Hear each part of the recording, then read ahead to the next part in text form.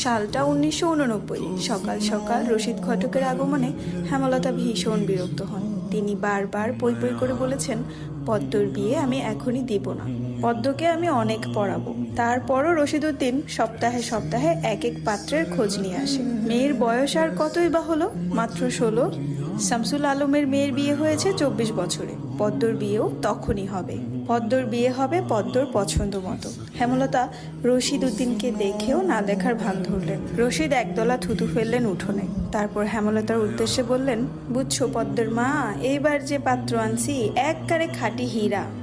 তারপর হেমলতা বিরক্ত ভরা কণ্ঠে জবাব দিলেন, আমি আমার মেয়ের জন্য এখনই পাত্র চাইনি। তবুও বারবার কেন আসেন আপনি? যুবতী মাইয়া ঘরে রাহন বালা না। তারপর হেমলতা বললেন, মেয়েটা তো আমার, আমাকেই বুঝতে দেন না। হেমলতার কণ্ঠে বিরক্তি ঝরে পড়ছে। রশিদ অনেক চেষ্টা করেও সুবিধা করতে পারলেন না। ব্যর্থ থমথমে মুখ নিয়ে সড়কে পা রাখেন। প্রতিদিনই কোনো না কোনো পাত্র এসে হাতে টাকা গুজে দিয়ে বলবে, মোর্শেদের বড় ছেড়িডারে চাই। রশিদ নিজে নিজে বিড়বিড় করে আওড়ান, গ্যারামে কি আর কোনো সেরি নাই? এই একটা সেরিরেই কেন সবার চোখে পড়তে হইব? চাইলেই কি সব পাম যায়? পূর্ণা স্কুলের জামা পরে পদ্মজাকে ডাকলো, আপা, এই আপা, স্কুলে যাবি না? আপারে। পদ্মজা পিট পিট করে চোখ খুলে কোনো মতে বলল, না। পরপরই চোখ বুজে ঘুমে তলিয়ে গেল। পূর্ণা নিরাশ হয়ে মায়ের রুমে আসে। আম্মা, আপার কি হইছে? স্কুলে যাইব না? হেমলতা বিছানা ঝাড়া রেখে পূর্ণার দিকে কড়া চোখে তাকান। রাগী স্বরে বলেন, যাইব কি? যাবে বলবি। পূর্ণা মাথা নত করে ফেলল।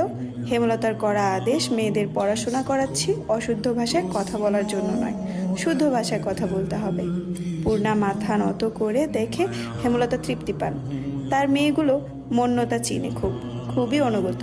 তিনি বিছানা ঝাড়তে ঝাড়তে বলেন, পদ্মের শরীর ভালো না, সারা রাত পেটে ব্যথায় কাঁদছে, থাকুক, ঘুমাক।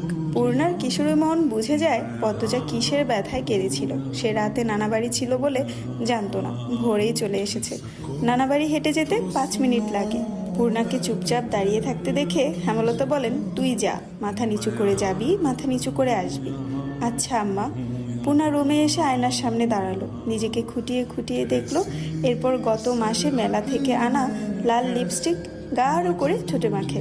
14 বছরের পূর্ণা ইদানিং খুব সাজতে ইচ্ছে করে। হেমলতা সেজেগুজে স্কুলে যাওয়া পছন্দ করেন না বলে পূর্ণা আগে থেকে লিপস্টিক মাখেনি। টিনের দেয়ালে কাঠের ঘড়ির কাঁটায় 10টা বাজলো মাত্র, এখনো পদ্মজা উঠল না। হেমলতা মেয়েদের রুমে ঢুকেন। পদ্মজা 2 হাত ভাঁজ করে ঘুমাচ্ছে। জানালার পর্দা ভেদ করে আসা আলতো পেলব রৌদ্রের স্পর্শে পদ্মজার মিশ্রণ পাতলা ঠোঁট, ফর্সা ত্বক চিকচিক করছে। হেমলতা